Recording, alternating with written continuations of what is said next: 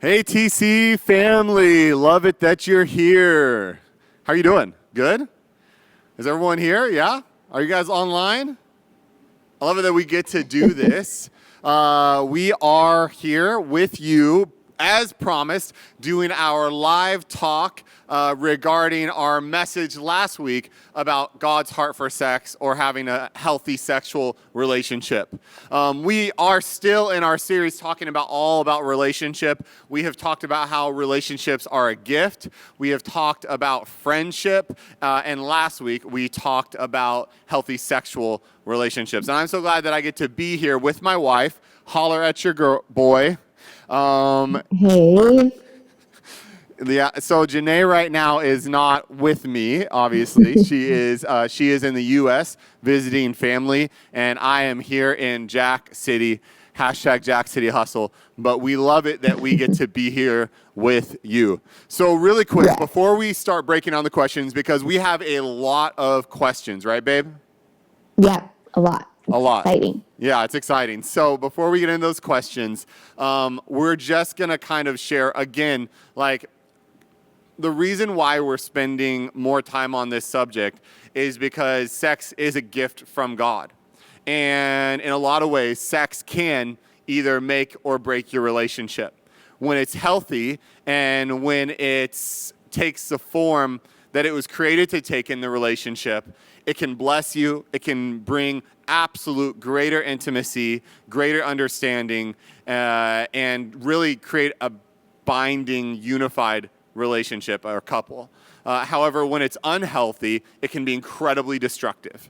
It can be very hurtful, and it can the thing is the reason why God talks about fleeing from sexual immorality is because God doesn't want his kids to be hurt. Right? In the same way parents give their children advice because they don't want them to experience additional pain that's unnecessary.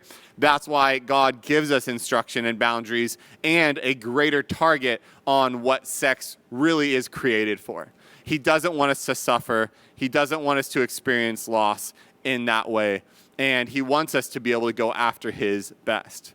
So we're going to do our best to make it practical for you, right, babe? We're going to do our best to make it clear that you can really take this home and apply it in your marriage, in your relationship. Now, we have a lot of questions that have come in already from TC family members, from people in Jakarta. We are also open to more questions, right? Any other questions that people want to ask or get understanding on, you can submit those questions. How do they submit those questions? On the chat. They submit those questions on the chat. We have our production team standing by because I don't even know what YouTube is. And they're all helping me figure out what we're doing here. So if you have any of the questions, get on the chat, type those questions in. We're going to do our best to get to those questions, but we already have a lot of questions to get through. And we want to do our best to answer those and just help anybody on this journey to sexual wholeness. Anything you want to add to that, baby? I think what you were saying is just like, obviously God is our father and our creator, and just like anything that a parent would do, that they're trying to do it to benefit their kids. But the great thing that we can remember about God is he's the best father, right? He has a lot larger perspective, viewpoint. He knows how everything works, how it's supposed to work, why he designed it that way. And so just like we can trust, and some of us maybe haven't had maybe the greatest parental, when we look at that, like greatest parents, maybe in our own opinion or different things like that. But it's just good to remember that God is perfect, right? And he does see and know everything. He knows everything about us, our workings. And so we really can trust him in this area. That's so good, babe, because this is the issue, is that in a lot of people, especially people of faith, they somehow treat like God, faith, Christianity, church as something holy and beautiful and innocent, and then sex is like, whoa, and it's like dirty or it's gross or it's inappropriate. But the fact of the matter is what you just said, you nailed it. God designed sex. He created us as sexual beings to experience a healthy sexuality, right? So we shouldn't be disconnecting our healthy sex life from God. If anything, we should be seeking God's heart for our healthy sex life because he designed it that way. He designed it to be a gift. It is not weird or inappropriate. It's beautiful. And it should be celebrated as something beautiful, right? So that is, at my heart, and I know our heart, babe, that is really what we want everyone to take away from tonight. We want to eliminate shame. We want to eliminate any sort of guilt or hiding or any sense that we can't just go to our Father, that we can't just be able to celebrate this in the way that it was created by God to be celebrated. So are you ready for the first question? Should we start? Yep. All right, here we go. Question number 1. From a wife's perspective, what can a husband do to get more physical intimacy, emphasis on more physical intimacy from his wife? And of course, I'm assuming that physical intimacy means sex, right? It means physical connection, physical intimacy. So I think that would obviously be good if you answered that because it's asking from a wife's perspective, babe. Yeah. I mean, I love this question. I think it is important to remember in general that sex is not the only act of intimacy, right? It's not the only thing that we have to form and connect in intimate ways. And a lot of times sometimes couples see it as that way, right? It's like, okay, well, we're going to have sex. I want to grow in intimacy, so we're going to have more sex or have sex, but there's so many different layers. And we've talked about this a lot, Alex. And so what I would say, and different people are different in the relationship too, not just male and female, but actually sometimes people fit in the stereotypes and sometimes people don't. But in general, I would say get more and better acquainted and continue to grow in intimacy in other ways with your wife. That's good. Because oftentimes some of those layers kind of have to happen before your wife may be ready to go. It may take her longer than it takes you in the relationship to be ready to have sex and to have more of it. And so the more you kind of learn her and just the things that, make her happy and make her feel close to you, make her feel loved by you, those are the things that you're going to want to pay attention to before you're actually like in the bedroom or wherever you are having sex. You know what I mean? Like I feel like oftentimes it can be that a partner, one of them, in this case, if we say like the husband is ready to go pretty quickly and maybe your wife isn't. And so as much as you may not have, you feel like you don't have that much time or you're ready, so why aren't you ready? I would really start to learn her better and just see kind of what makes her tick and what kind of gets her going and try some of those things. Starting from, I know Alex and I have talked about this and we've been in talking with many couples and when we've gone in, because we love like letting couples speak into our marriage. But really it does start way earlier than when you may be ready to have sex. And so I would keep that in mind.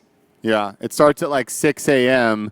when you offer to get your wife tea, right? And I think that I love what you said, babe, because when you think of physical intimacy only as sex, then you reduce intimacy to only sex.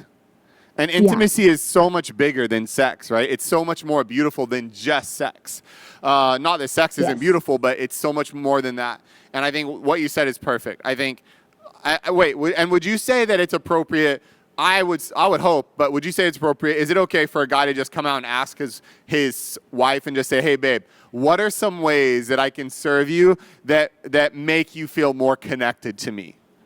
What are some ways that I can engage you and interact with you that make you feel like, oh, wow, like my husband, like, ooh, this turns me on, right? Like, do you think that that's like in bounds? Oh, for sure. I mean, I think again, like what you and I would say, Alex and I would just be like, the more you can talk about stuff and communicate things, the more you're learning the person, right? And so, yeah, have a good conversation. Like, see, like, does she just like to have some deeper conversations before she's ready to go? Maybe she just wants to spend some time with you. Maybe because we all have different love languages. Maybe it's something she just, when you serve her in a way, maybe it's even doing the dishes. Like she's like, oh man, or maybe she sees you with the kids. Whatever it is for her, the more you can ask questions and kind of make room for that, for the other person to be like, oh, well, this is actually who I am and what I like the better. The Yep. better. And also, and I would just want to add to that to speak to guys. I know this was a question to JANAY, but I just want to add to that, speak to guys. One thing you don't want to do when you approach this is treat all the other things as insignificant or like a runway just to get the sex. Because I'm telling you right now that that is going to absolutely not work in your favor. And as though you might feel like, oh, I'm doing all the right things, I'm checking the right boxes, I'm going to tell you something, all you're doing is checking boxes. And what primes the pump for a healthy sexual experience, in my opinion, is when you're treasuring the other experiences in addition to that. Right? I heard it said by a friend of mine one day, and he was saying that all the other things you do before sex is like eating the vegetables before your steak.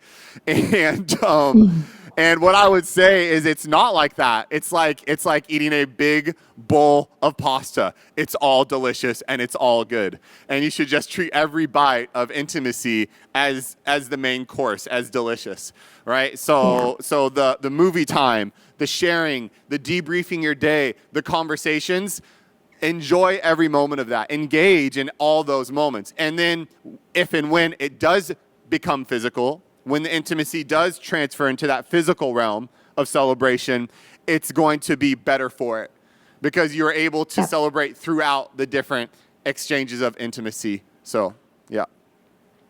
Yeah. And babe, one last thing I would say too, to whoever asked that question, like it goes both ways. Both ways. So it's not just for women. So it's for the men. You want to be doing that exact same thing. And as much as it seems like sometimes husbands or guys it's easier, quicker, I'm telling you, it will deepen the experience. It will make the experience so much better for him as well. So much better. So it definitely goes both ways. So much better. And just to speak on that, thank you for bringing that up, babe, because it does go both ways. Come on, wife, step up your game.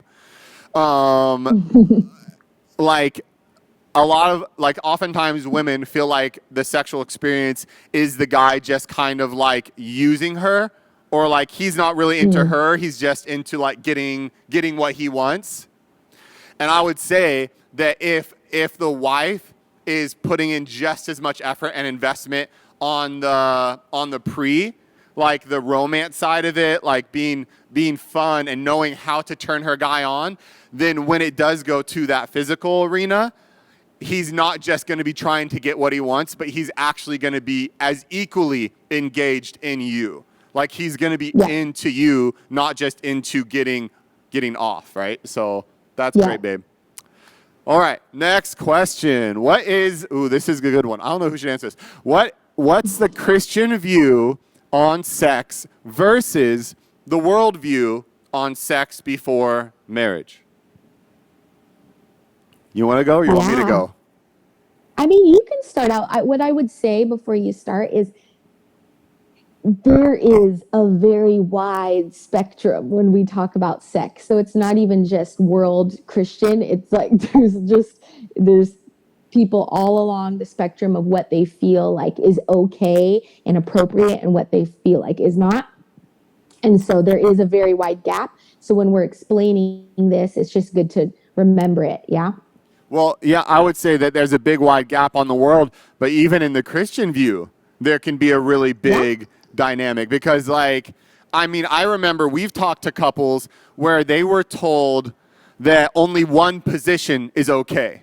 Like the Christian way to have sex is one way, one position, anything else is dirty. right? So I'm just going to try to attack this from the scripture, because if you're a Christian asking this question, you're not asking it because you just want Alex's opinion. You're actually asking what the Christian perspective is about sex. And this is what I would say, is when you look at the new covenant and it addresses healthy sexuality, it's in the context of monogamy. It's in the context of one woman and one man, and it's in the context of that woman and that man coming together in humility and submission to one another as one flesh. In fact, it's one of the most actually beautiful portraits that we have in faith. The idea of two very imperfect beings and incomplete beings coming together as sort of a completion picture of man and woman, and coming together in that sexual picture in Scripture. When you look at Scripture as when sex isn't healthy, this is, and I'm just looking at the text, just the Scripture. I'm not talking about what your Sunday school teacher taught you or what a sermon taught you one time you were at church. I'm talking about what the Scripture says when you go back to the original language that the New Testament was written in. What isn't Christian sex is when sex is leveraged. And when I say leveraged, when someone is being used for sex, and that could be in the context of prostitution, pornography, in a sense of sexual experiences outside of monogamy, like orgies and different things like that. And this is why, is because the original design for sex is a part of a bigger picture of two people becoming one. And when you experience sex outside of that bigger picture, just like anything else you use outside of its intended purpose, there's a strong possibility that there will be damage. Right? Anytime you use something inappropriately, if I take my drill and I use my drill as a hammer, the drill's going to get damaged. And when you use sex outside of the bigger picture that God has for it, it's going to damage. And it's going to hurt me, it's going to hurt you, it's going to hurt them, it's going to hurt people. And God's heart isn't for people to be hurt. And as far as the context of pre-marriage versus marriage, I would say you're asking the wrong question, because the way God designed it is sex is the consummation of marriage. So when you look at New Testament scripture, the act of two flesh becoming one is what binds the marriage covenant. In fact, for a long time, and I don't know if some states in the U.S. still believe this or still have this in their law, but if you sign a marriage document but then you don't have sex, you can have the marriage annulled. If you can prove that you haven't been physically intimate and had sex, you can have the marriage annulled, because the marriage is not official until the physical consummation happens, right? Because that's actually what sex is in God, or marriage is, that covenant of marriage. That's what it is in God's eyes. It's the sex. It's the two flesh becoming one. And to get really graphic, it's the hymen breaking and it's the blood covenant. Right? And that's what establishes those two agents, those two members becoming one member, right? So that's God's heart for it. And what's sad about that is oftentimes people will elevate a wedding over them elevating the gift of sex that God has given to man and woman. And they'll have sex very carelessly without thinking about how sacred and beautiful it is. But they'll think like, oh, well, marriage is serious. Marriage is like a commitment. Marriage is like, whoa, be careful about marriage. But I would hope that we would be equally as careful or find it just as sacred as who we sleep with, who we have sex with, because that we don't want to settle. And I think JANAY did such a great job talking during our message last week about how we just don't want to go after something that could potentially hurt us and could potentially add more brokenness to our life, when instead we could go after something that God has for us to bless our life, right? Did that make sense, babe? Yeah, I thought that was great. All right, next question. Sex is definitely a taboo topic, at least here in Indonesia. What is your take on that? What is your take on sex being a taboo topic, JANAY? Oh, okay. Good. I'm glad I get to answer this one. I mean, here's the thing. I think because it has been misused, it's been used to get power, to keep power, to show submission, to hurt people. It's been used in so many ways that I think it's kind of twisted in people's minds really like what it is. And I think you did such a great job kind of explaining God's design of it, Alex. And so like I don't think we should hold back or feel weird or uncomfortable talking about something that God designed and created. We're like comfortable talking about other things, right? But when it comes to this, I think because of all the different ways that it's been used, and now it's kind of like seen as something that's like, oh no, like hush hush, we don't talk about that as well. But really, it's something that God has given us. He has designed it. He knows about it. You know what I mean? So we don't have to feel like we can't talk about it. But the more actually we get comfortable and ask questions, and it's okay even to have differing opinions, but to ask questions, to talk to our partners about it, to really figure out what we believe and what we're comfortable with and all that kind of stuff, it's gonna help us in the long run. And so I've seen this. Alex and I have been brought in to different situations quite a few times to talk about this topic with younger people. But this is something that even older people are uncomfortable talking. It's like everyone can kind of be like a little weirded out talking with certain people about this. But I just feel like it may not be a conversation that you want to have all the time. I don't know. You may want to, but I feel like it's a good thing to talk about, to feel okay about. That we don't have to feel ashamed that it's there, because again, God gave it to us. And in fact, it is a gift, and it does bring two people together. And it is, yeah, it's a incredible thing that I think God did design. I think he put a lot of intentionality behind it. If we even look at how our bodies are designed and everything that's going on, while that is happening, while two people come together and do have sex, I feel like there's a lot of things happening. And so I would say the more comfortable we can get, and if I say, especially as Christians, like talking about it and being okay with that, and setting an environment and an atmosphere where people don't feel ashamed, but people feel like they can come and still be loved and not judged, but can actually ask questions and maybe find health in this area, or be able to know what would be God's best. If I was going to go after God's best, what would it look like? Well, if we don't talk about it, how are we ever going to know, right? Or if in a marriage relationship, if it's never talked about, there's tons of marriages that have horrible sex life. Horrible. Do you know what I mean? And horrible. Horrible. And it's just because a lot of times people are like, oh, we don't talk about this, or oh, we just thought this would just figure itself out, And they don't want to get help because it's taboo. Yeah. Yep. Or how it was always, it was always going to be this way. But we can gain and find health in this area just like we can any other area of our lives. And so I would say, I know that in some cultures, in some places, it's even harder than other places to talk about.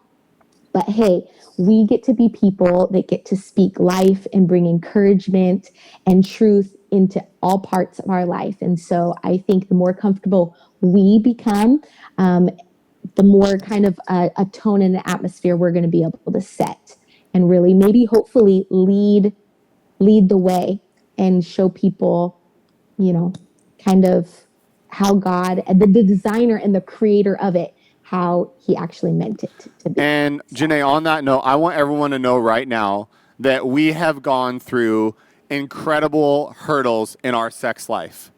In no way has it always been perfect and easy and like, oh, just this natural thing. We've had to really work at certain areas. So I don't want people to watch this and be like, oh, of course that's easy for you to say. No, it has not been easy for us to say. Yeah. But I think the worst thing yet you can do is not let people in, or because of your pride, you don't want to admit, like, especially for dudes, no dude wants to be like, I don't know what to do with my wife. It's so hard, blah, blah, blah. I can't figure this out. But the fact of the Yeah. matter is let people in for help. Like, if you really wanted to get better, get help, talk things out, and work through things together. Yeah. Right. So, It's so true. all right. Next question. Oh, this is for JANAY. It says, what would you tell wives to help them really own the romance in their marriage? Ooh. Yeah, JANAY, I'm listening. Yeah. Well, I mean, it's similar to what I said the other way when I said it goes both ways. Like I feel like oftentimes at the beginning of a relationship, we spend a lot of time, we're like, oh, getting to know them. We have like all the butterflies. So we kind of want to get to know them better because every little thing the person does, like, gives us this feeling and we're just thinking about them all the time. And oftentimes, as the marriage or the relationship progresses, we stop learning each other. We stop learning more about the other person, and things change, right? Dreams change, things change, likes, dislikes, different things, goals, those can change in people's lives, all the different things. And so oftentimes we don't continue to find out more about our partner, the person we're in a relationship with. And so I would just say for wives to husbands, man, continue to learn. I know that there's going to be certain things you're just like, because we're all kind of wired this way. We all think that we do things the way they should be done. You know what I mean? Like we know best, but it's just not true. God designed us differently for a reason. Preach, girl. We have different ways of looking at things. So the more that we can kind of appreciate that in our partner, the better. So for wives, like when you see your husband, he's not meant to do stuff just like you. You know what I mean? And maybe you're super similar and maybe you're way far apart, but there's going to be different things that you do differently, that you see differently. So start to appreciate those in your partner. And for wives, that you, as the more you appreciate your partner, you start to see like the good in them instead of all maybe the things you want to change.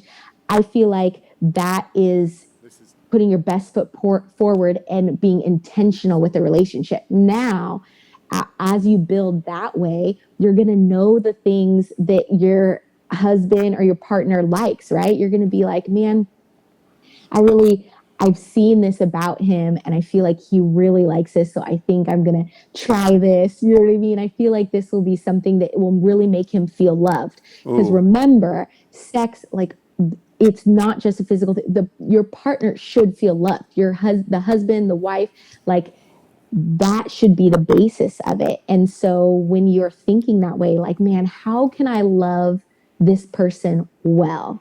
How can I love my husband well? Man, it's going to make all the difference. And there's going to be little things and big things that you can do, but go for it. Don't just leave it all to him to do. You know what I mean? Like, I'll figure this out.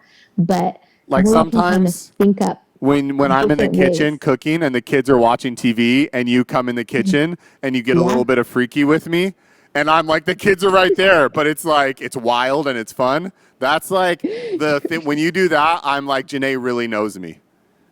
JANAY really knows She me. really loves me. Okay, that's so good. So yeah, so for anyone out there, getting to know your husband, maybe he's quiet, maybe he's loud, maybe he's this, maybe he's this, but the more you kind of pay attention to where he is right now, I think the more you're going to know, man, this is a way that I can romance him and put your best foot forward for sure. All right, next question. Ooh, this is another question for you, babe.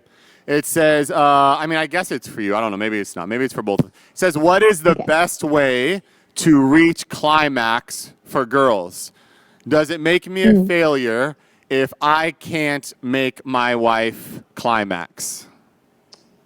Okay, so this is I feel like this is a great question. Now, for some of you, maybe this is exactly what you're here for. And for others, maybe you're on here and you're like, whoa, I didn't know that they were going to start talking about anatomy and all this stuff.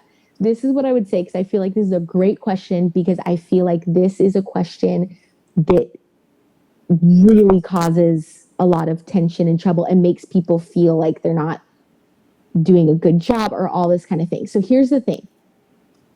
honestly, like more often than not, guys are able to climax through intercourse.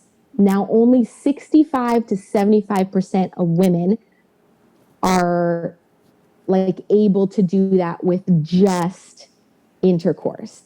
So this is what I want to kind of explain. I know this, I mean, maybe I'm getting a little too scientific, but I think it's important to say that like oftentimes the female anatomy, there are other things to be done besides just intercourse. So I could go into more detail, but I don't know if I like need to. But like there's different foreplay, different things that probably, if they're not happening, are going to be a lot. It's going to be a lot harder for the woman to climax. And so it may not be something necessarily that you're doing wrong while you guys are having sex, but it could be that there's not enough like foreplay before, or different things that you're doing that are able to just help stimulate her in that way. So I don't know whoever asked this question, if they would like to know more, of course they can always DM us, because I would love to get all the information out to people. But that's what I would say on that. Is there's a lot more than just one thing, And especially when we're talking about women. and babe, and Yeah. I would say that like so that like orgasm is a mutually submitted like like to that goal takes mutual submission to one another.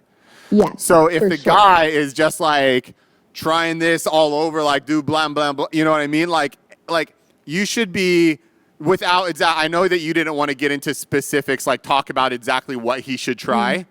But Yeah. I would say that you have to be able to be communicating.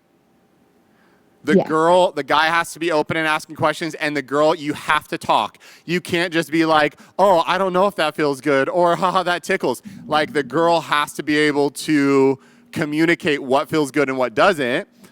And then the guy has to go slow. If I could just give any advice, like one thing at a time, try, talk, work through it, and really work through it together. And I mean, come on, like, I mean, I know it sounds like a lot of work, but it's pretty fun. Hello. So I would say that like the communication aspect of that's so important, right? Yeah. And you have to also be flexible. Completely.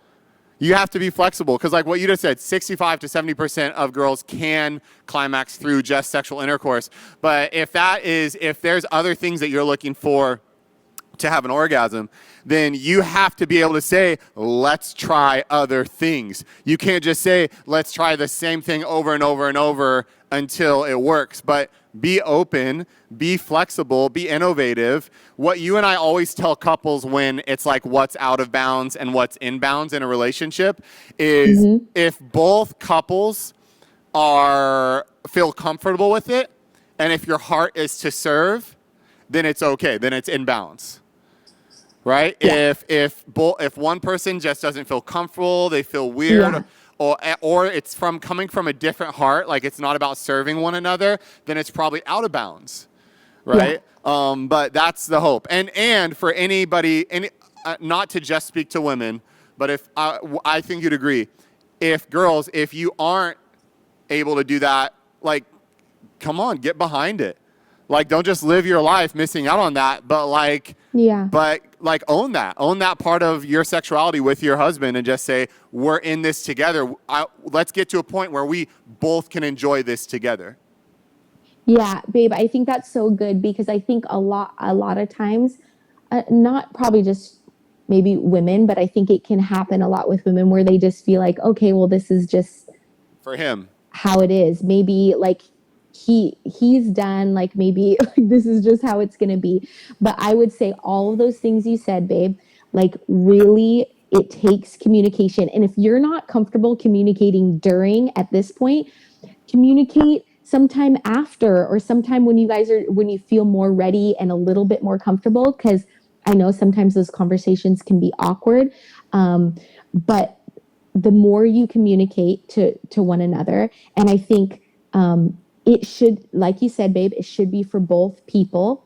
You may not both like climax at the same time.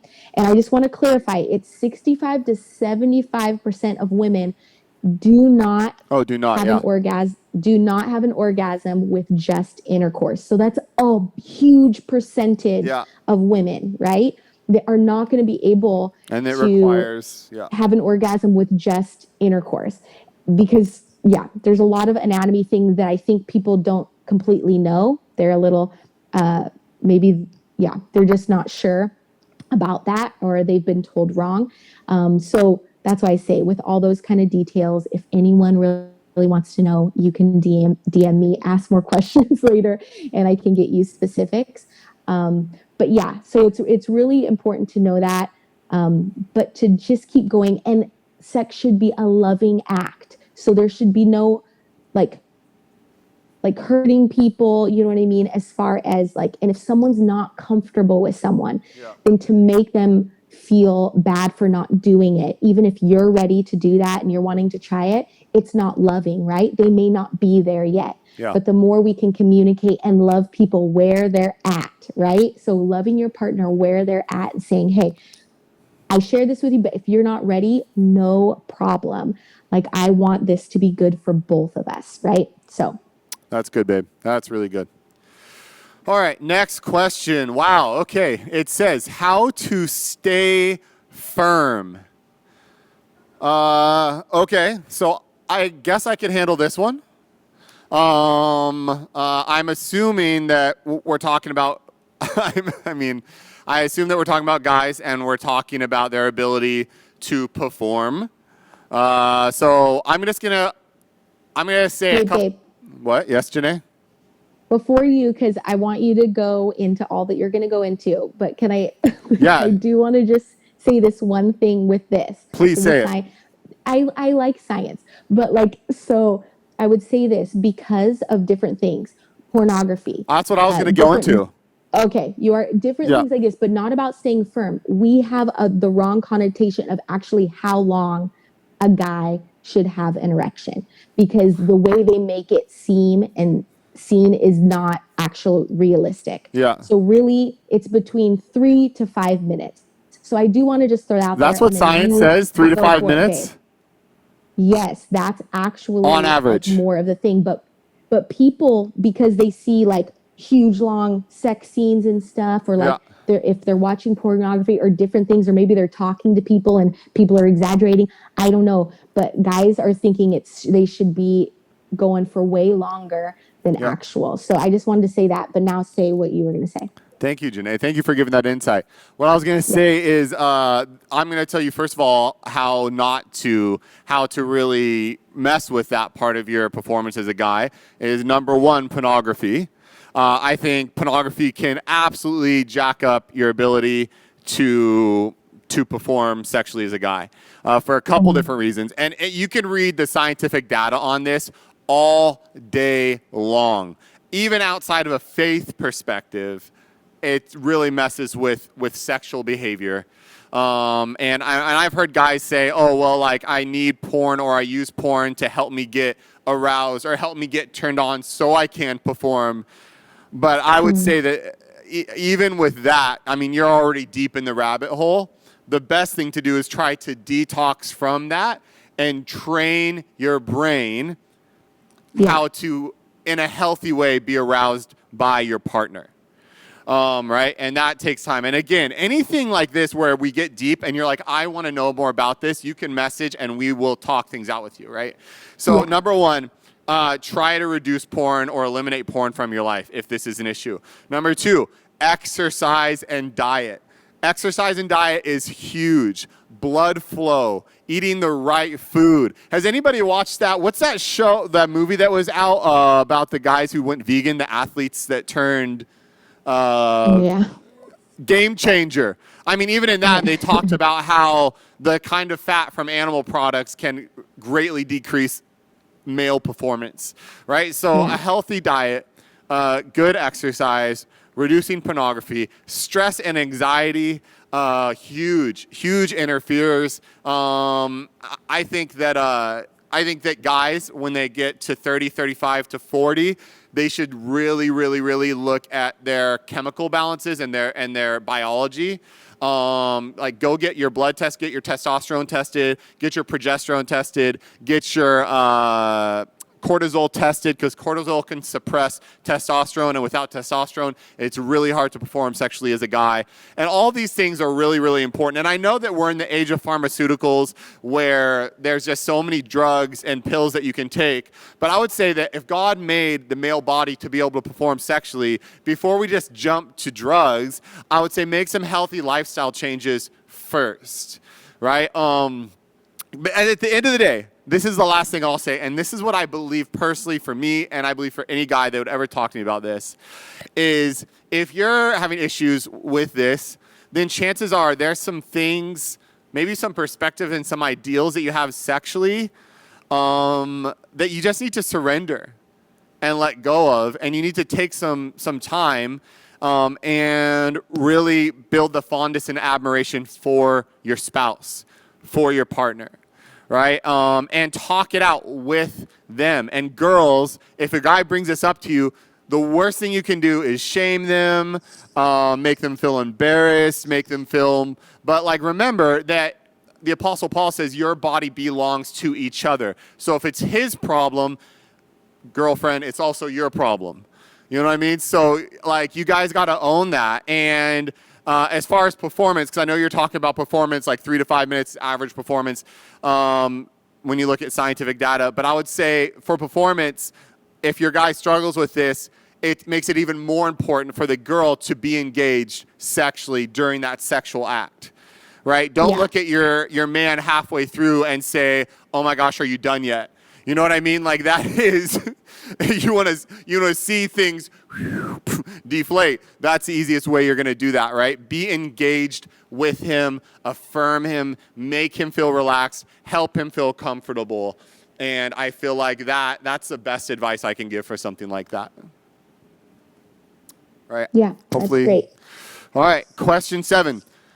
I feel like I am missing out because the world normalizes sex so much, but God wants me to save it.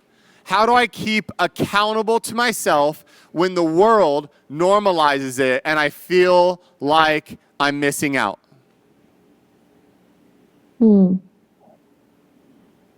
Yeah, that's a great question. Do you want me to answer, babe, or do you want to start? Sure. We just got a note that says we have 13 more questions left, so maybe we got to speed up a little bit. Okay, so this is what I'll say to this. Then maybe we'll make it faster, guys. If you want to know Sorry. more. I would speak to this person and just say to you specifically, if you're on right now, like this is something like our set of I guess of values and God's kingdom is just different. And so I think the more comfortable you can get with that, with just like who God is and just looking at other parts of his kingdom, how they're just different than maybe how the world has made things out to be. I think the more comfortable you'll get with things like this, where it's like just being okay with just being different. You know what I mean? Like it may be normal for people, but if it's not normal for you, that's okay. You have a different normal. You can still be friends. You can still love on people. You can still have but that's just not going to be your norm.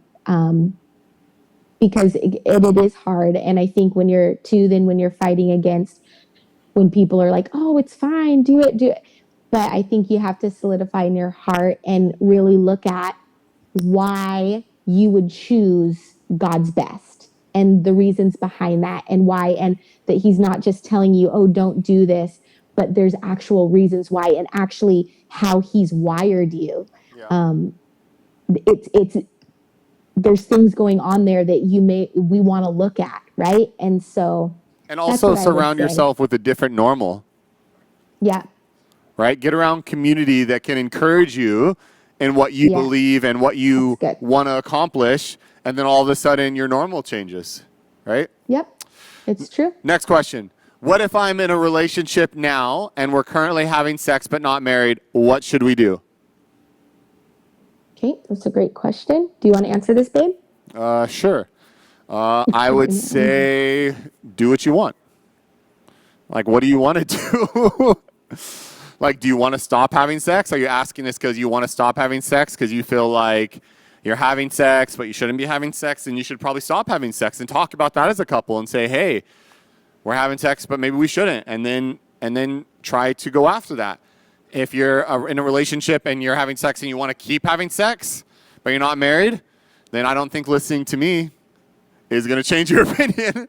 But I would say again that go back, watch our message from last Sunday, and try to grasp onto the idea that sex is bigger than probably what you think it is. And sex has a bigger heart. It has bigger attachments. It's created for something so much bigger than something casual or something careless, right? So that's what I'll say to that. You want to add anything? Nope. All right. I would just pay attention because what Alex is like, ultimately we all make our own choices, and I think here we've set kind of what God intended in his best, but we all have to choose individually whether we're going to go after that or not.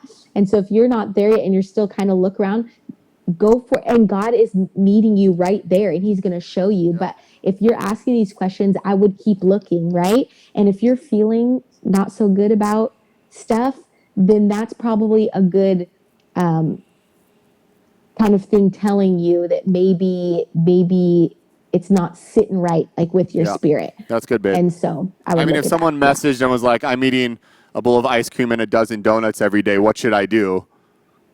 I would be like, well, do you want to keep eating donuts every day?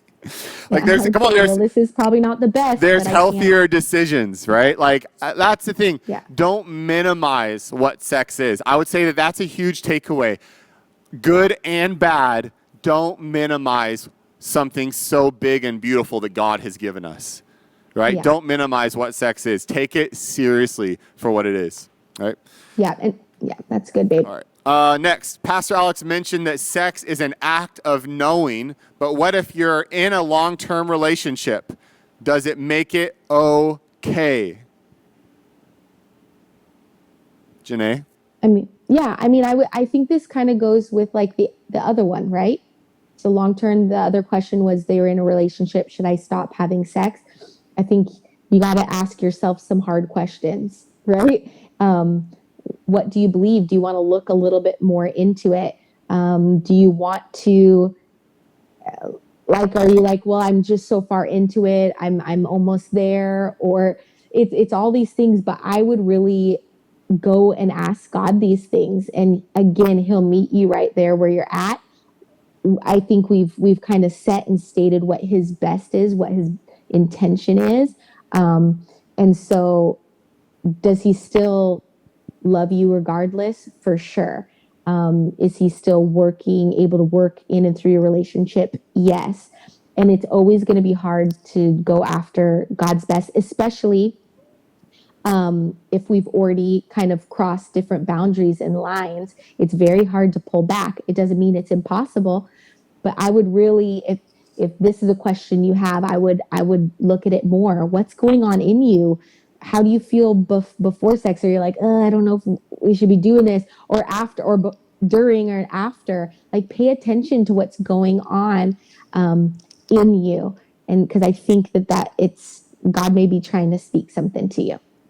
Yeah, and on that note, I think that again, don't reduce sex to only something physical. Yeah. Don't play it down, right? And if you're in a long-term relationship, my question is be like, why are you asking about sex, and why aren't you asking about marriage? Right? Like, why aren't you just saying, hey, maybe we should get married? Right? You know what I mean? Like, and I hate that when people are like, oh, they're more concerned about if we should have sex or not, but you're not even thinking about marriage. And the whole idea is in everything, again, take faith out of the equation, and sex binds you emotionally, mentally, and physically together with another person. And the real-time scientific ramifications of breaking that sexual relationship with that other person are damaging severely, emotional, mentally. It hurts you. So instead of just treating it careless, treat it like something beautiful and valuable and special, right? And then I would say, like, if you feel like you're ready for sex, then you should probably also have the conversation and say, do you want to be with me like forever? Like, should we get married? You know what I mean? So, all right. Next, 10. What are the boundaries for sex when you're married? What about when you're not married? Well, there's a lot of questions here. Is foreplay considered sex outside of marriage? That's like one question, but not. Okay, I'm going to start from the bottom first. Is foreplay considered sex outside of marriage? Well, as long as the foreplay you're talking about isn't sexual intercourse, then it's not sex, right? So, like, sex is, in its purest form, it's the penetration. It's the guy, and it's sexual intercourse. You know, I mean, look it up in an Oxford dictionary. Don't Google it. Look it up in a dictionary and read the dictionary. If it's not sex, then it's not sex. Foreplay before marriage or after marriage, it isn't sex. What are the boundaries for sex when you're married? We already kind of talked about that, right? The boundaries are service to one another, submission to one another, and comfort and care for one another, right? You want each other to be... act. It's loving. It's a loving act. And what about when you're not married? We just already kind of talked about that too. So we'll just go on to the next one. Next. What if you're married and your husband wants you to do weird sex stuff, but you're not comfortable, but you also don't want him to seek it somewhere else? What do? So I think JANAY should answer this, but the first thing I would say is be careful what you call weird sex stuff.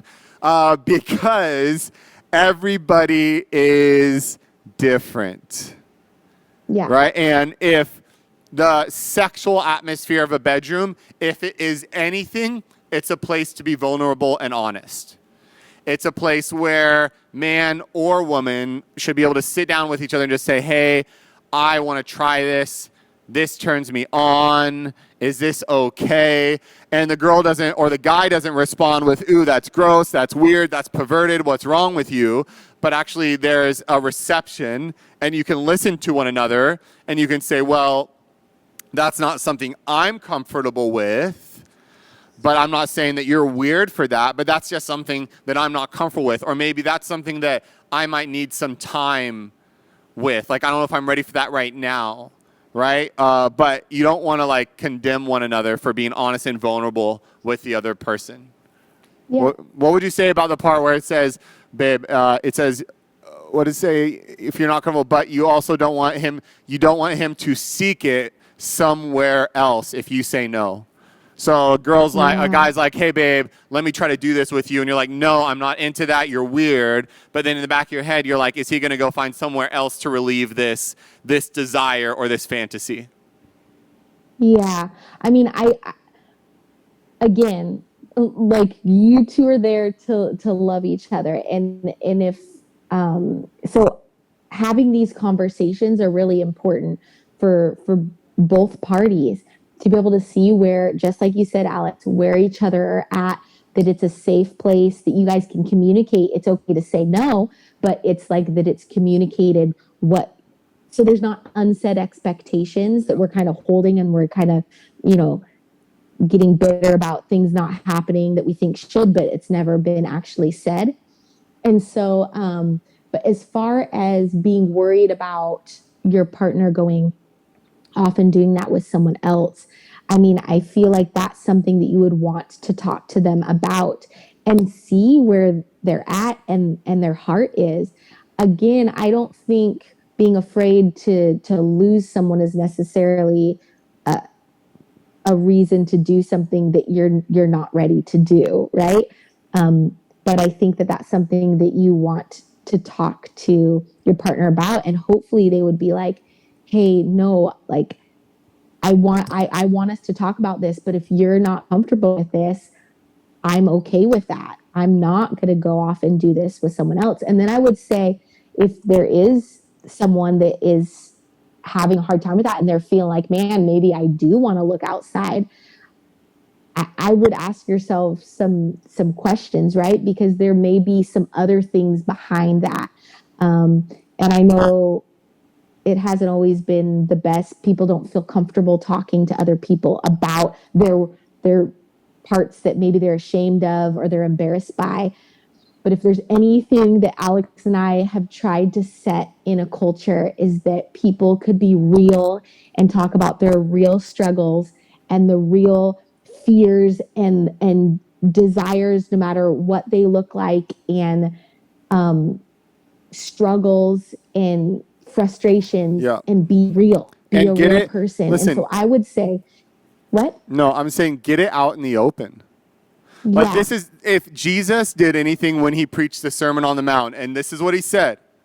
He said, if you lust in your heart, it is the same as committing adultery. He didn't say that to shame people that lust in their heart. He said that to help us understand, listen, if you're already thinking about it, you need help. Like, you need help. Like, let's just be honest. Don't just, man, if you're a husband and you're at a point where, like, I want my wife to do this, she doesn't want to do this, which, by the way, let me just give some advice to any young husbands or old husbands that still don't know this, is you don't want your wife to do something she doesn't want to do. In your head, the fantasy might be like, oh, this is going to be so real and hot. But then when you do it and she's not into it and she's not enjoying it and she's uncomfortable, it's not going to fulfill your fantasy, right? So that's number one. Number two is, if you're already thinking about other women and doing this or that or whatever, man, that's not healthy for you. And it's definitely not going to be healthy or fun for her. So get help, talk about it, just say, hey, this is what I've been fantasizing, this is what I've been thinking about. Get in a guys group. Our man up groups at TC are incredible. They are so honest and so real when it comes to this stuff, and it's all confidential. It's great to share. If you don't trust that, hire a therapist. Come on, somebody, like talk to someone about what you're processing and get help, because just prolonging it or continuing to fantasize it isn't going to help. Yeah, and honestly, like, relationships are hard, and most relationships could use talking to someone. Yeah. Do you know what I mean? Like that's all beneficial. relationships. And yeah, all relationships. So you don't have to be ashamed or embarrassed by it, but go talk to some people about it. Someone that you trust, that you like feel like is gonna love you both and is for both of you. And talk about it, about this real stuff, because sex is one of these things that definitely couples argue about. There's a lot of fighting because of it, but just in all areas of a relationship, I would just say, don't be afraid to get help and to be real and let it out there. You may think you're the only ones, but Alex and I talk with a lot of couples, and everyone has different things that they're working on. Yeah. So you don't have to feel bad about that. Yep. We all need help. Yep. All right. So next question. How much sex is too much sex? It's never too much. Sex is great. Have it as much as you guys both agree to have it, and you'll be better for it. Next question. When it comes to, I would say, babe. What? Yeah. Yeah. You think it's too much? You think there's too much sex? It's getting away. And this is what I would say. Unless it's getting away of going to work and making money or taking care of your children? Like, if you can't take care of your children because you're having sex, that might be bad. Wait, I can't hear you, babe. I just said if you can't take care of your children because you're having sex too much, that could be damaging. But that's about it. Yeah, you just have to look at if it was getting in the way of you doing what God had for you to do. Oh, yeah, that's so true. Like, that would be getting in the way, because there are people that's all they think about. That's all they're doing, right? Yep. But there are other things in life. Yeah. So, amen. Just to premise that. And then when you marriage relationship, when you go fulfill your purpose with God and then come back and have sex again, it'll be even better. Yeah, and just think, like, again, if you're seeking out sex for any other reason besides loving, if it's not loving, if it's hurtful, if it's not caring and serving, then you may be having a lot, but like that may not be the best. So I would say that. Next question is, good job, babe. Next question is, what is considered normal when it comes to how often you're having sex? Do you have any data on this, babe? Do you have any like national averages on what the average number of sex? I know you threw out that 65 to 70%. I was pretty impressed by that. Wow. Okay. Thanks.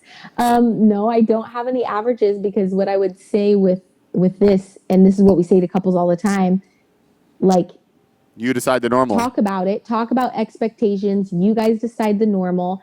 Everyone is different. Different seasons are going to be different in your life.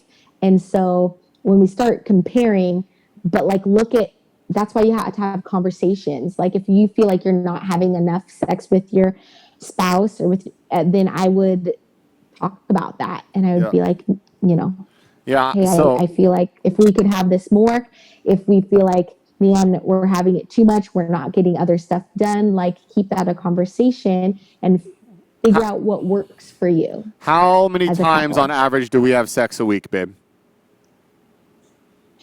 I don't. I mean, you've been gone for 2.5 weeks, but before that, how many times on average on a normal week? Before I missed what you said? Before Did you say like went out of before kids town or something? Before you went out of town, I'm saying. On average. I don't know. I feel like you're a way better tallier than I am. I don't know. I feel like every week looks different. But like if you want to say an average. Probably 3 to 4 with kids. After you have kids. When you don't have kids, you can do it a lot. But 3, maybe 3, 4 on a good week. Maybe. Yeah. Yeah. But again, so like if one partner says, I want to have sex 10 times a week, another partner says, I want to have sex 1 time a week, like meet in the middle. Like that's what marriage is all about, serving one another, creating a new normal with one another. So that, make your own normal. Yep. All right, next. Hi, I have one question. What's your viewpoint or opinion about masturbation? Is it okay to do it without involving porn or thinking about anyone in particular, thus avoiding crowding the mind with uneasy? So this person who's asking this is asking about, is it okay to masturbate if you're not thinking about anything sexual?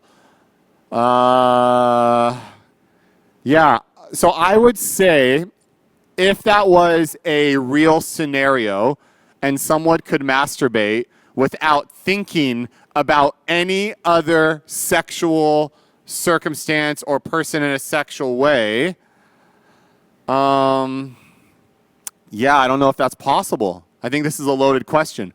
This is what I'm going to say. This is how I'm going to answer this. Is God's heart for your sexual satisfaction is bigger than masturbation. So don't sit there and look for ways to justify, or like if you feel guilty about this, say, oh, like I want to be able to masturbate. So Pastor Alex, can you tell me that this is okay as long as I'm not watching porn? But what I would say is don't settle for masturbation. Go after God's best sexually. And that's what I'll say about that. All right? Yep. Next. This question as asked a lot. Okay. What do you think about a healthy sex and how you guys maintain your sex life? And then the other question is kind of the same thing. What do you guys to do to keep your sex life alive and pumping? Pumping is all caps. Even towards the later years of marriage. JANAY, what do we do to keep our sex life alive and pumping? I'm going to say one thing and then you can go. Okay, go for it. There's things that we try that we didn't used to try because we were like, oh, like we weren't sure, but now we're doing them and we're like, oh, so it's kind of like, keeping some cookies in the back of the cupboard, if you know what I mean. You know what I mean? Like, okay. So it's like, ooh, we haven't done this before, but all right, So yeah, babe, what do you think? I feel like no one else probably actually keeps cookies in the back of the cupboard except for you because you're hiding them for the rest of the family. But Alex, not the rest of the family, just the kids. I buy 10 packs of Oreos. They're gone in one day. Really? Is that Just true? saying. I don't know. I'm just saying. But aren't you glad? Hey, You're listen to so me. tall. I didn't even Janae, know they're up there. But Janae, anyways, at 10 p.m. at night, aren't you happy that I hide cookies? When you're yeah, like, ooh, do you have any if I cookies? know And I'm they're like, I got there. cookies, girl. Okay. Anyways, so yeah, I feel like we've just gotten better at communicating about it. Yep. Honestly, I feel like that's what's kept it. I think we've gotten, like was saying earlier, like just better at learning each other and knowing each other and appreciating each other and knowing, yeah, and being more comfortable. The closer you get to someone, again, there's more vulnerability that happens. And I feel like that's layers of intimacy, not just sexually, but other, just sharing deeply, knowing each other in different ways, coming through for each other. All these different kinds of things are kind of adding to those layers of intimacy in our relationship. And because of that, we've gotten, well, I can say me personally, because I feel like you were always very comfortable talking about everything. I was not. So I feel like as I've grown in that area with you, as we've uh, talked with different people about it, um, like, yeah, I feel like it's gotten better because we know each other better and we're more comfortable with each other, and so we're willing, to try different things, or just, I just feel like the closer we are, the better it is in Yeah. general, and it could be just normal, boring sex, what people were thinking, nothing crazy, but I feel like it's better because I feel closer to you.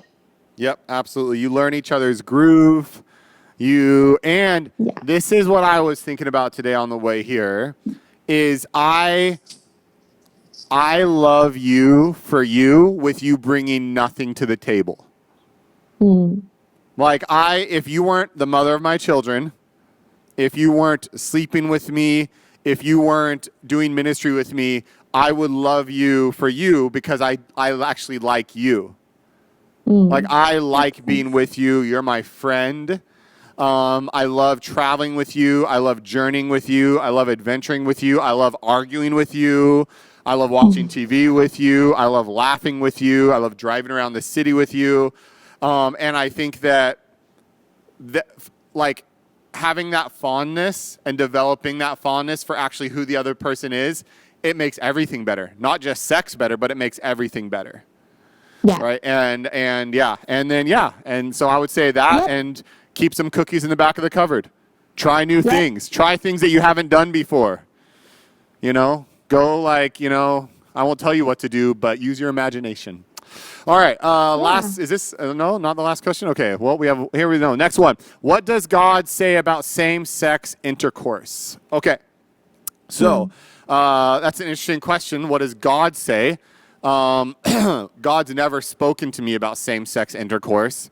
I've never heard the voice of God or seen hand writing on the wall about same-sex intercourse. I assume what this person is asking, what does the Bible say? Or what does Scripture say?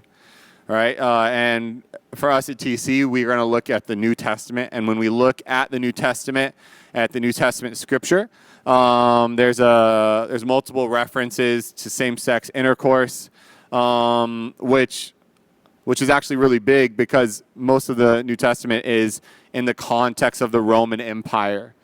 And in the Roman Empire, sex was, there was a lot of sex going on.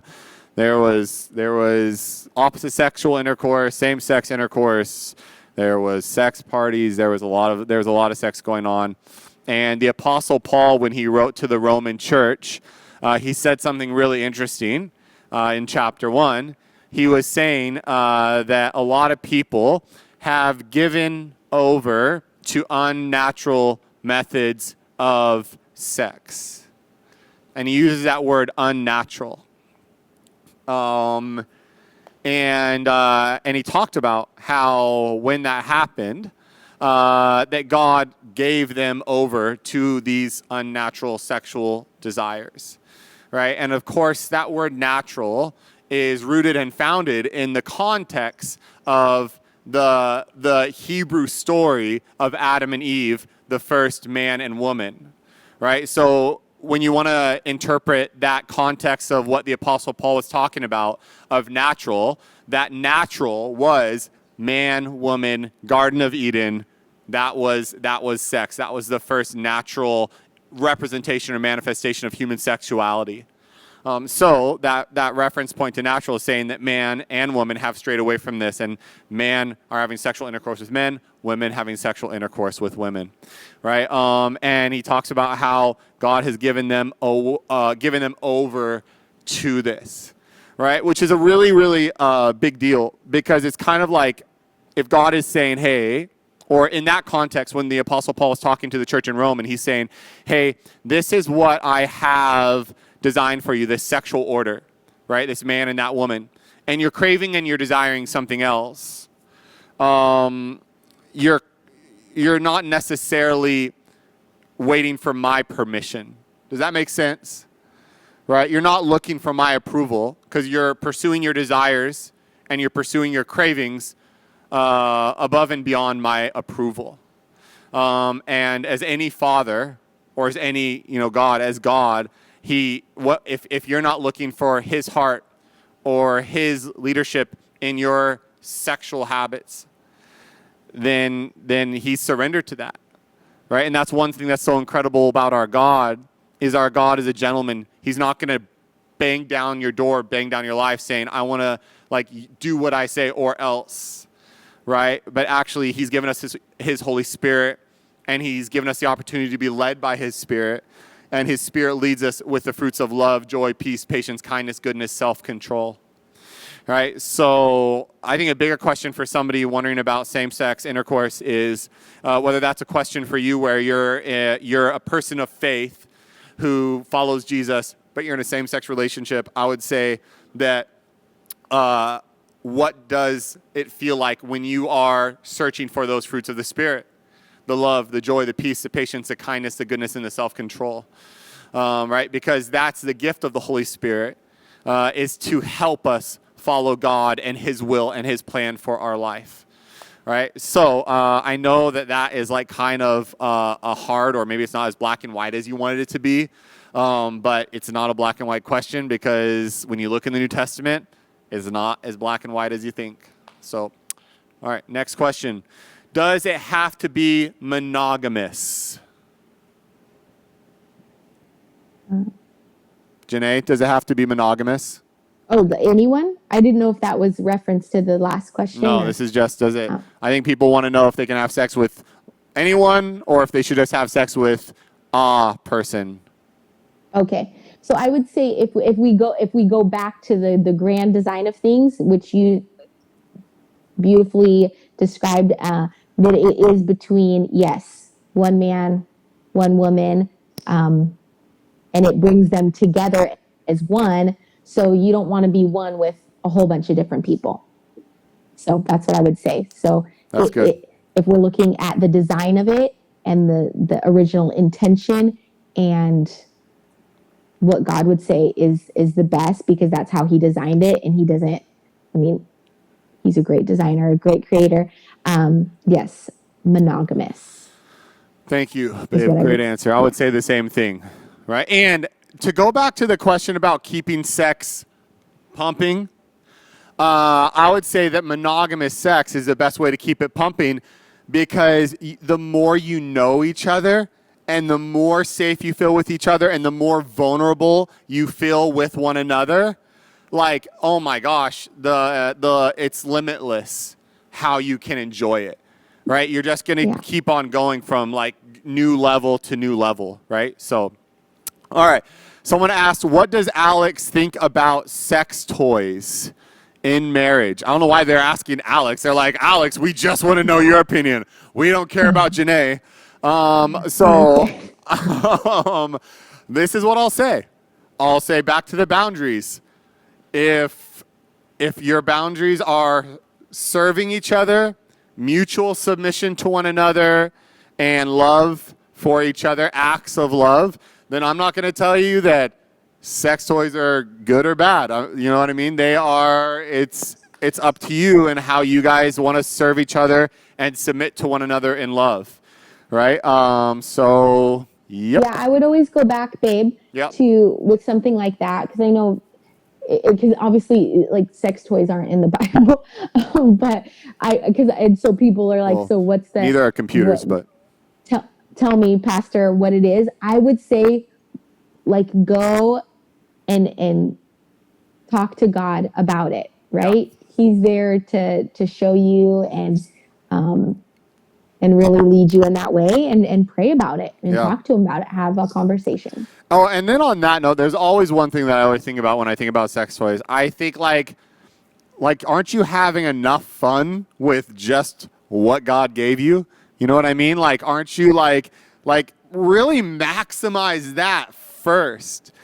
You know what I mean? Like don't be so quick to jump to something else, but like really like lean into the opportunity you have with like what you have as a couple, right? And then yeah, that's what I'll say. Okay. All right, next, how to handle the hurt that comes with knowing your partner has had multiple sexual partners in the past. So I'm not clear on the context of this question, but I'm going to assume that it's a context of multiple sexual partners in the past before you or before that relationship. And this is what I'll say but actually I'd like JANAY to really kind of articulate this one. Is that was the past before you. And don't, if you can, if possible, don't take it personally or carry that offense with you. But JANAY, do you want to speak on that? Because in our relationship, you had never had a boyfriend before me, and I had more than never. So I had girlfriends, relationships in the past, right? And they weren't you. So how did you? Was that hard for you, or how did you process that? Yeah, it wasn't really. I mean, you could. I mean, see this. I like for me.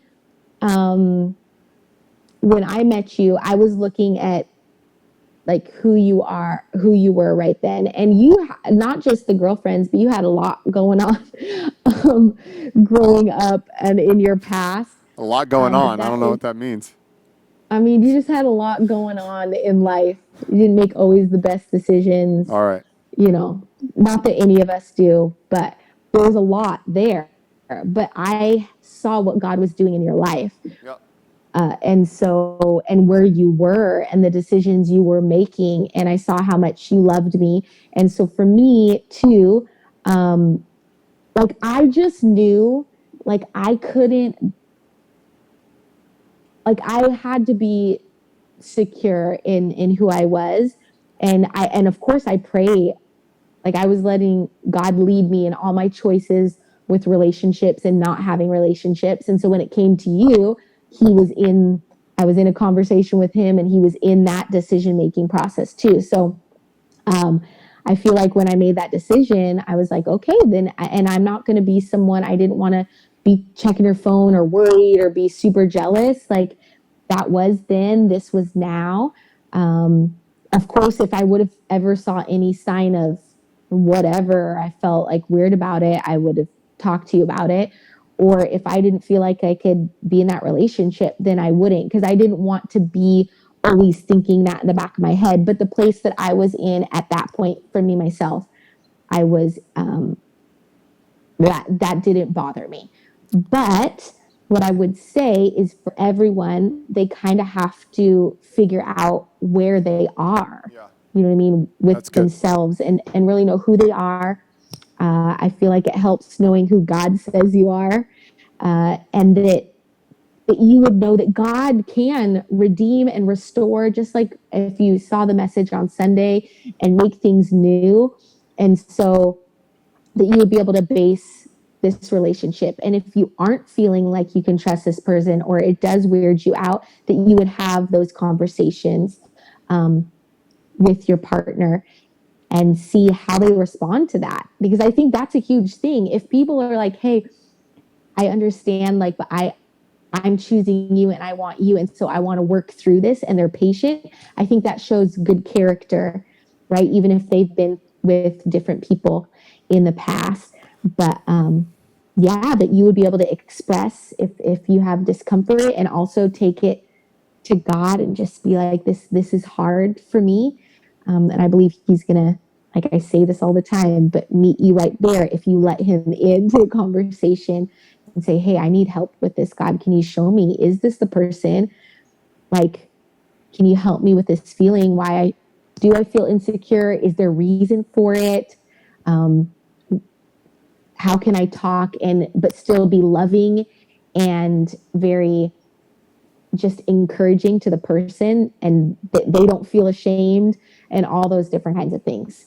That's what I would say. It's kind of a loaded question, because I think that that's something that takes process. It's not just something like, oh, I should feel this way, or I shouldn't feel this way, or I do this and then I'm better. It's not one of those things. That's process. And that's what relationship is. So if you feel like that person is worth it and there's a reason why you're choosing them, then you can work through stuff, and that's what actually deepens your relationship. So that's what I would say, babe. And I would say, add to that, the last thing you want to do if you're the partner with multiple past partners is don't compare. Don't be like, man, my ex-girlfriend was really good at this, or my boyfriend never complained about, or whatever. Don't compare, because then it's not their issue, it's your issue. Right? It's not them being jealous. You're the one bringing that past relationship into this relationship.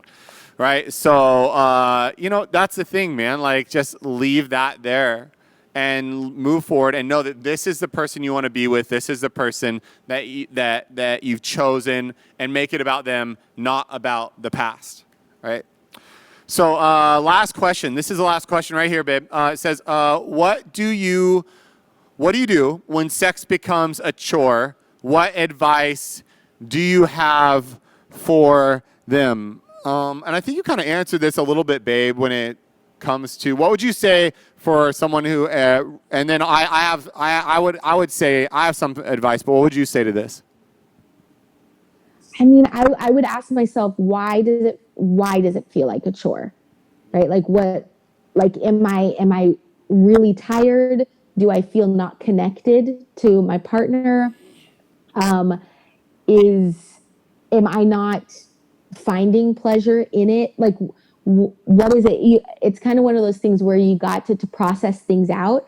And I'm all about getting to the root of things, right? Because otherwise, when we take stuff always just for the surface, like, oh, I don't want to, like, it feels like oftentimes I think we miss out on growth in our own lives and with our own selves. So I would ask yourself the question, like, why does it feel like a chore, right? Like, do I not feel close to my husband or my wife? Do you know what I mean? Or do I not, like, what is it that is kind of making me feel like this is more difficult? It could be you're extremely tired because it's a certain season of life, right?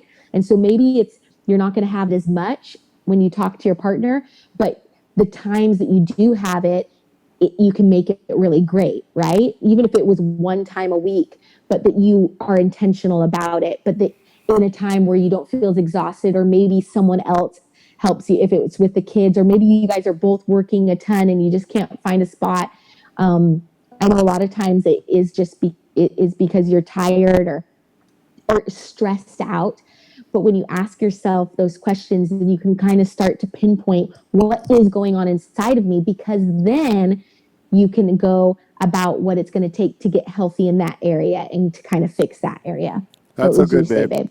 That's so good. And I would say that in my experience, anything becomes a chore when you don't have vision for it. Good. Right? So, like, if you don't have vision for your sex life, it's going to be a chore. If you don't have vision for your marriage, it's going to be a chore. Right? And I would say, even if you're going through a hard season in your marriage, if you have vision for your marriage, you're going to do the right things in the hard season, so it's not a chore. Right? Go away for a night in a hotel. Figure out a way. Do like a surprise morning date. Like, trick the kids into going outside and lock the doors and make love in the living room. Just do something out of the box and creative because you have vision. And then this is what I know about humans. When we have vision for things, we make it happen. People always get what they want. The issue is most people don't want to admit what they want. Right? But when you want something, you're going to figure out how to get it, right? So, have vision for it. Think out of the box. Give it some intentionality for Pete's sake. Good sex and good relationships, good marriage does not happen on accident. In the same way that if you train your body every day, you eat the right food, you're going to have a healthy body. If you invest in your marriage daily, if you invest in your sex life daily, and you make good decisions, you learn and you grow and you invest time, you're going to have a healthy sex life and it's not going to be a chore. Some books on that I will absolutely recommend. Any of the books that are written by the Gottman Foundation. One of our favorites is 7 Keys to a Successful Marriage. Great read. Great read about making sure your marriage doesn't end up being a chore or your sex life end up being a chore. But read a book together, invest in your relationship. When you have vision for something, it's not a chore, it's beautiful, and it's exciting. All right, so babe, I think we're going to pray right now. We're going to wrap this up.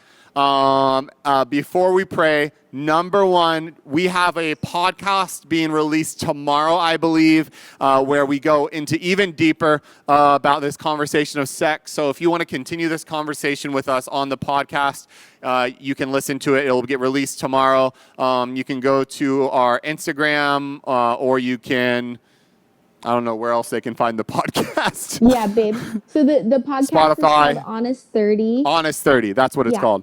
The podcast is called Honest 30. And so honestly, this week we're going to be talking about sex, but as the weeks progress, we take 30 minutes, Alex and I, we have these type of conversations all the time. So it's fun to just invite people into it where we discuss for 30 minutes different themes and topics in life. And so we would invite you guys to come along on the discussion and conversation. But this week there is one on sex. So if this is something you want to continue to talk about and hear about and learn about, or maybe just gain different perspective than the one you have, then we would invite you to do that. So Honest 30.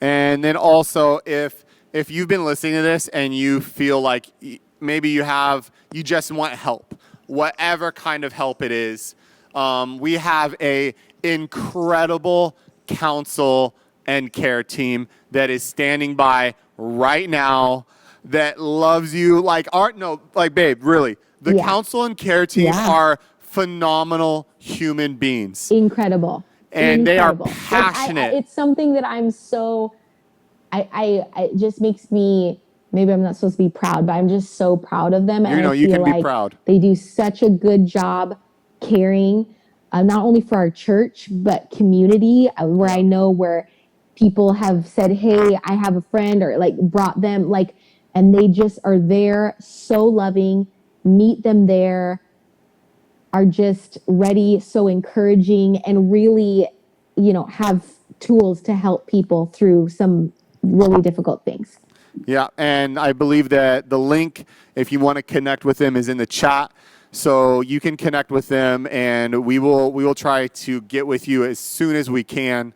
But just like in everything at TC, no one is called or created to walk this journey of faith alone, and that absolutely pertains to marriage and healthy sexuality. Please don't try to do this alone. Get connected, get in community. We are all in this together. All right. Babe, you want to pray? Sure. Lord, I just thank you for this time that you've given us just to be here on this platform with all the people that are on here. Lord, I just pray that you would open our eyes to your perspective and your creation of sex. Lord, I pray that as we continue this topic, or maybe it's starting conversations in people's homes or between people's relationships or even in people's minds. Lord, I pray that you would just illuminate your truth. Lord, that I pray that people would feel loved by you as they have a conversation with you about this, or with other people, or with us. Lord, that we want people to leave this time here feeling loved, feeling, knowing that they're heard and seen, and that there's people that are for them. And so we're just so thankful that we have you as our God, Lord. And I just continue to pray that as we love each other well and journey with each other, we would continue to find health, not only in our sex lives, but in all areas of our lives, as we lean into you and see you as our source of everything that we need. We thank you so much that you are so great, so big, so capable, and so loving to us, Lord. So we look to you today and hand this area over to you in Jesus' name. Amen. Amen. All right. Well, we love you, church. We're so thankful for this time together, and we just love being able to journey this out with you. We love marriage. If you're married and you're listening to this, we believe that God has huge vision for your marriage, and we absolutely believe that God has called us to have healthy sexuality. So thanks for tuning in, and we will see you next week.